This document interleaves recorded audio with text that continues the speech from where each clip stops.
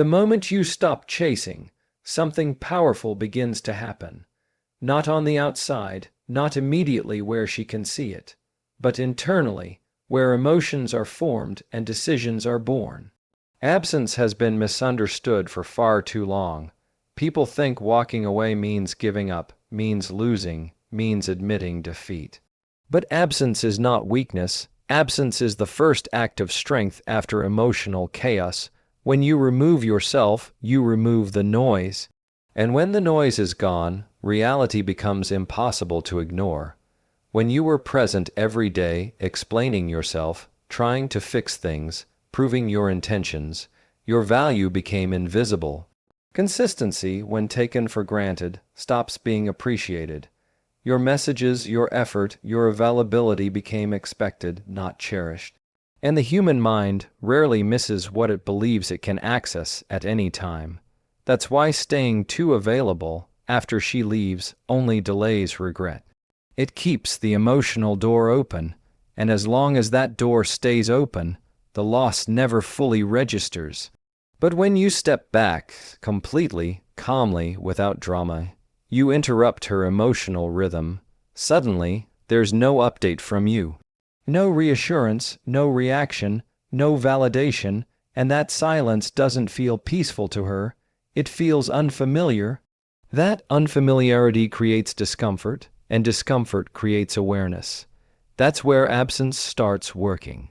Not as punishment, not as manipulation, but as a mirror that reflects what life feels like without you in it. At first, she may feel relief, freedom, a sense of control. That's normal. Time always gives people the illusion that they've made the right decision in the beginning. But relief fades when there's nothing left to distract the mind. When the excitement settles and routine returns, that's when your absence becomes noticeable. The places you once filled emotionally now feel empty. The conversations she used to rely on no longer exist. And slowly, the question forms, why does this feel heavier than I expected? You see, absence doesn't scream. It doesn't beg to be noticed. It waits. It lets moments stack up. Birthdays pass. Late nights arrive. Small victories happen. Quiet breakdowns hit. And you're not there for any of it. That's when the realization begins to grow. Not all at once, but in fragments. A memory here, a comparison there. A sudden thought that wasn't invited. Absence gives space for memories to return naturally, without resistance. What makes absence so powerful is that it removes your influence over the narrative she told herself. When you stop defending yourself, stop correcting her version of events, she's left alone with her own thoughts. And over time, those thoughts begin to change. The mind starts revisiting moments it once dismissed, efforts it once overlooked, loyalty it once underestimated. Absence doesn't argue. It allows truth to surface on its own. And while time is working on her, it's also protecting you. Distance gives you clarity. Emotional detachment restores your self-respect. You begin to see where you overgave, where you compromised, where you lost yourself trying to hold on. Absence becomes the boundary that should have existed all along. Not to push her away, but to pull yourself back together.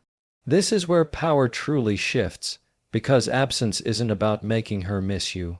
It's about reminding yourself who you are without needing to be chosen. And when that happens, whether she feels regret or not, you're no longer operating from fear or longing.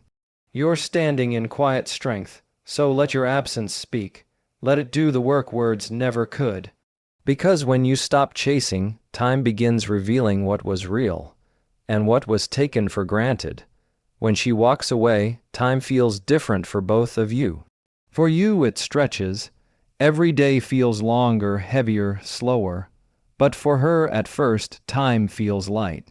Leaving creates a rush, a sense of relief, a belief that something better is waiting. This is where most people misunderstand regret.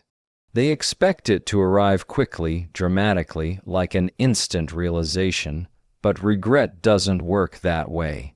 Regret is patient. It waits for time to remove the illusion. In the beginning, what she feels isn't happiness, it's relief from tension. Relief from expectations, relief from responsibility, and relief can feel like freedom if you confuse the two. New attention shows up, new conversations feel exciting, there's novelty, distraction, and validation. And in that stage, it's easy for her to believe she made the right choice, because comfort often disguises itself as fulfillment in the short term.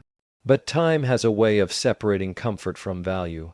Comfort is easy, it asks for nothing. Value is rare. It requires consistency, emotional depth, and presence. And while comfort entertains, it doesn't sustain. As days turn into weeks and weeks into months, the excitement begins to fade. The distractions stop working the way they used to. The new attention feels familiar, then shallow, and slowly, without announcing itself, comparison begins. She starts noticing what's missing, not in a dramatic moment, but in small, quiet realizations. The way conversations end too quickly, the lack of emotional safety, the absence of someone who genuinely understood her moods, her silence, her patterns. These are not things she consciously looked for when she left, but time forces the comparison she avoided. And that's when the weight of value becomes clear. Time exposes what you brought into her life that couldn't be replaced. Loyalty that didn't fluctuate, support that didn't depend on convenience, presence that didn't disappear when things became difficult. At first, she didn't lose those things, they simply stopped being visible, but time makes absence visible. It reveals how rare it is to find someone who shows up consistently, without conditions. What hurts the most isn't the memory of love, it's the realization that what she has now doesn't offer the same stability.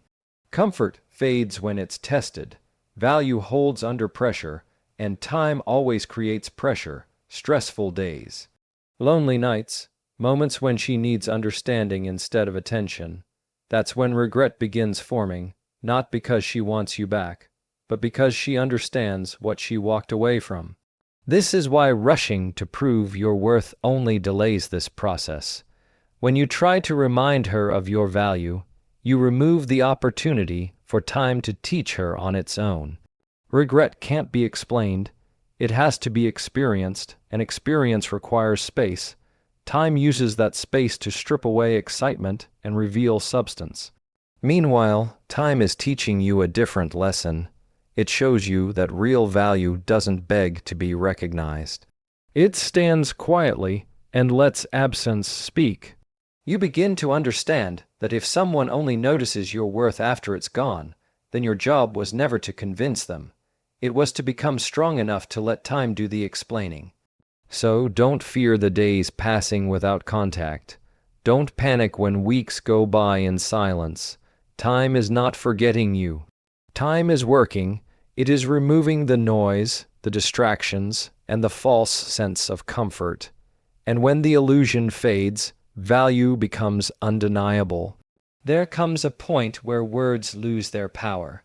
You can explain yourself 100 different ways, say all the right things, apologize for things that weren't even your fault, and it still won't change how someone feels in that moment.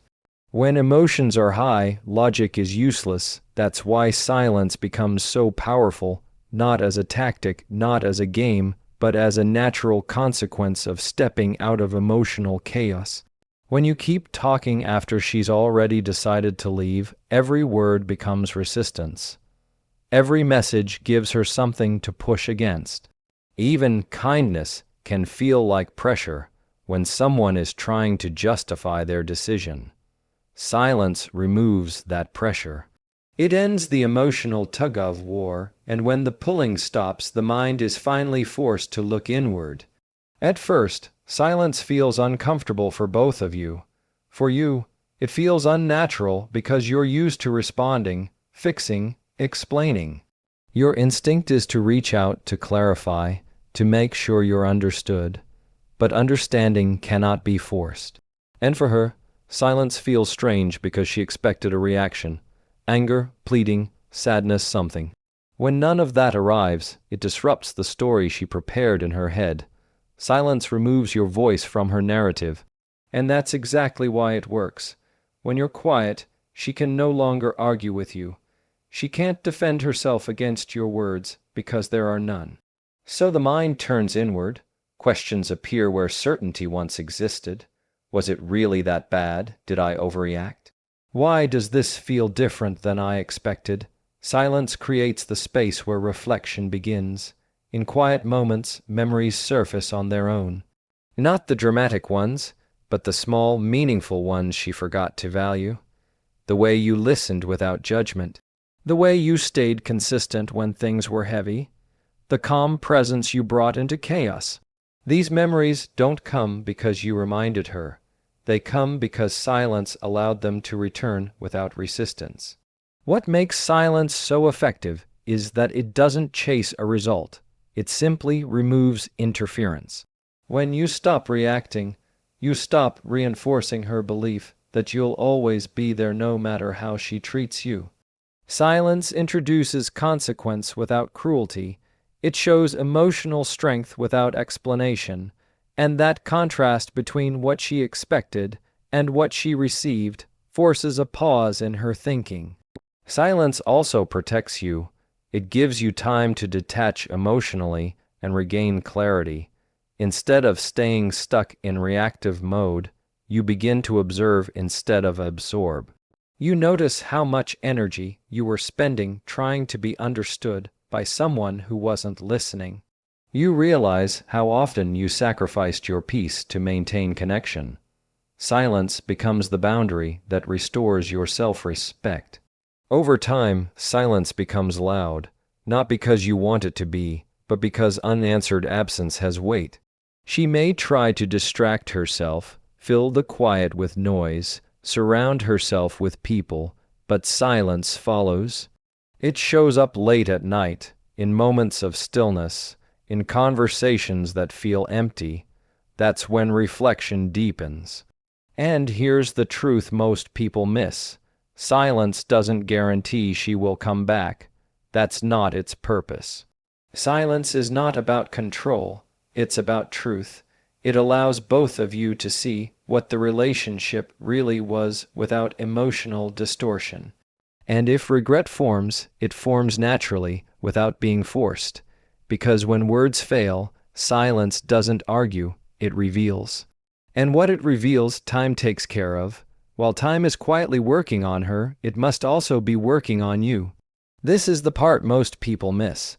They focus so much on whether she will regret leaving that they forget the most important transformation is supposed to happen internally. Growth is not a performance. It's not something you announce or display for validation. Real growth happens in silence, when no one is watching, when there is no applause and no reassurance. And ironically, that's exactly what makes it impossible to ignore later. When she left, she may have believed a certain story about you. Maybe that you'd fall apart, maybe that you'd stay stuck, maybe that you'd remain exactly the same while she moved on. Those assumptions make leaving feel safe, but growth quietly dismantles every one of those beliefs. Not through confrontation, but through contrast. When time passes and you don't chase, don't spiral, don't collapse publicly, it creates confusion. And confusion forces reassessment. Your growth becomes the loudest message because it doesn't rely on words. You don't need to tell her you're stronger. You don't need to prove you're better. Time reveals it naturally. Your energy changes, your priorities shift, your presence feels different. Even if she never hears directly from you, she feels the difference through absence, through mutual connections, through the subtle awareness that you didn't remain where she left you. What makes this powerful is that it challenges her internal justification. People leave more easily when they believe they're leaving something broken or stagnant. But when you evolve, that narrative weakens. The question quietly forms, was I holding him back, or was I underestimating him? And that question is uncomfortable because it places responsibility back on her perspective rather than your behavior. Growth also changes the way you see the past. You begin to recognize where you compromised too much, where you settled for less, where you tried to earn love instead of choosing it.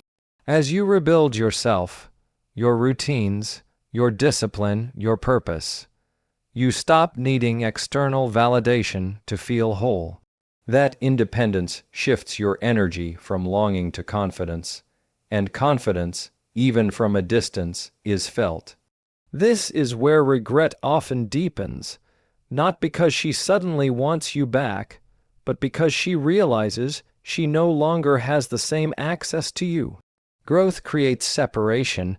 You are no longer emotionally available in the same way. The version of you she left behind no longer exists. And losing access to someone who has evolved feels different than leaving someone who stayed the same. But here's the deeper truth. Your growth isn't for her reaction, it's for your restoration. When you invest in yourself physically, mentally, emotionally, you reclaim the parts of you that were neglected while trying to maintain the relationship. You build a life that feels stable without needing her presence to complete it. That stability becomes your new baseline. And when that happens, the power dynamic shifts permanently. Whether she feels regret, curiosity, or nothing at all becomes secondary. You are no longer waiting to be chosen. You are no longer measuring your worth by someone else's decision. You are moving forward with intention. So let time work on you just as much as it works on her, because growth doesn't chase closure, it creates it. When she leaves, one of the quiet assumptions often sitting beneath that decision is the belief that what you offered can be found again. Easily, quickly, maybe even better. Replacement feels possible in theory. Attention is everywhere, options seem endless, and in the early days that belief is reinforced. New faces appear, new conversations start, compliments come fast. On the surface, it looks like moving on is working. But time is ruthless when it comes to illusions. It tests everything, and replacement is always the first thing to fail. At first, the new attention feels exciting because it's effortless. No history, no emotional weight, no responsibility. It's light and flattering, and that can feel like progress if you confuse novelty with depth. But novelty has a short lifespan. Once the excitement fades, what's left has to stand on substance. And that's where comparison begins, not consciously, not intentionally, but inevitably. She starts noticing what doesn't show up the way you did. The listening that was once consistent now feels selective. The interest that felt intense now feels conditional. The presence that once felt safe now feels distracted. These aren't dramatic realizations. They happen in small moments when she needs understanding instead of validation, consistency instead of charm, depth instead of attention. This is where regret quietly takes root, not because she suddenly misses you, but because she realizes what she replaced you with doesn't offer the same emotional security. Replacement rarely fails loudly. It fails slowly, through disappointment, through unmet expectations, through the absence of reliability. What hurts most is the realization that what you provided wasn't accidental, it wasn't common, it wasn't something that just happens again with someone new. Loyalty, patience, emotional availability, these are rare traits, and they only become obvious when they're gone.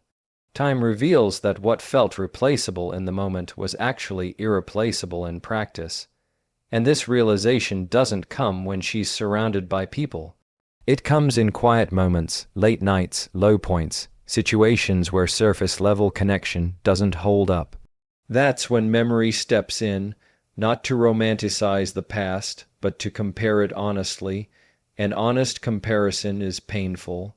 Meanwhile, your absence has done something important. You didn't stay around to compete.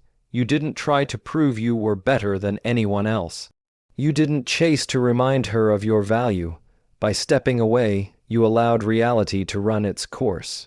You allowed replacement to be tested without interference. That's what gives regret its weight. It's not influenced by guilt or pressure. It's formed through experience. She didn't lose you because someone else took your place. She lost you because she misunderstood what you represented in her life. But there's another layer here that matters even more. While replacement is failing for her, you're no longer positioning yourself as an option waiting to be chosen. You've reclaimed your self-respect. You've stepped out of comparison entirely. That shift changes everything. Because regret feels different when the person you lost isn't available in the same way anymore. And if she ever reaches out, it won't be from confidence. It will be from realization. From the understanding that what she thought was easy to replace wasn't. But by then, you're standing on solid ground, no longer defined by whether she sees your worth. So let replacement run its course. Let time expose the difference between attention and connection. Because when replacement fails, regret doesn't ask for permission, it arrives on its own. The moment she returns is often imagined as the finish line. People picture the message, the apology, the realization, the sudden shift where everything makes sense again.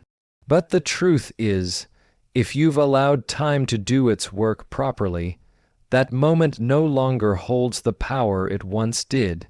Because the real transformation didn't happen when she left, and it didn't happen when she regretted it. It happened while you were living without waiting. By the time she considers coming back, you are no longer standing in the same emotional place. You've spent time alone with your thoughts. You've felt the silence, the loss, the clarity that followed. You've rebuilt routines that don't revolve around her presence. You've learned how to sit with discomfort without running back to familiarity. And in that process, something critical shifted. You stopped needing her return to feel complete. This is where most people get it wrong. They think strength means pretending you don't care. But real strength comes from caring deeply and still choosing to move forward. You didn't numb yourself. You didn't rush into distractions to avoid pain. You let time reshape you. And because of that, when she returns, it doesn't feel like rescue. It feels like a choice. Her return, if it happens, is rarely confident. It's hesitant, careful, often wrapped in curiosity rather than certainty. Because she's not just reaching out to reconnect, she's testing whether she still has access to the version of you she left behind. And that version no longer exists. You're calmer now, less reactive, more grounded. You listen differently. You speak less, but with more weight. That difference is felt immediately. This is where the balance of power reveals itself. Not because you planned it, but because you grew. You're no longer waiting to be validated by her regret. You're evaluating whether her presence aligns with the life you've built in her absence, and that evaluation changes everything. For the first time, you're not asking to be chosen, you're deciding. What makes this moment so powerful is that there's no urgency, no fear of losing her again, no need to rush forgiveness or reopen wounds. You've learned that your peace doesn't depend on her staying. That understanding creates emotional independence, and emotional independence is something people feel instantly, even if they can't explain it. Sometimes she senses that she's too late, not because you've closed your heart, but because you've raised your standards. You no longer tolerate inconsistency. You no longer confuse attention with effort. You no longer shrink to keep someone comfortable. And realizing that hurts more than losing you the first time. But here's the final truth. Whether she returns or not becomes irrelevant. Because the outcome you were waiting for is no longer outside of you. Time didn't just bring her clarity, it gave you self-respect. And when self-respect is restored, the need for validation disappears. So if she comes back, it's no longer to complete you. It's to see if she still fits in the life you built without her. And that is the quiet victory time always delivers.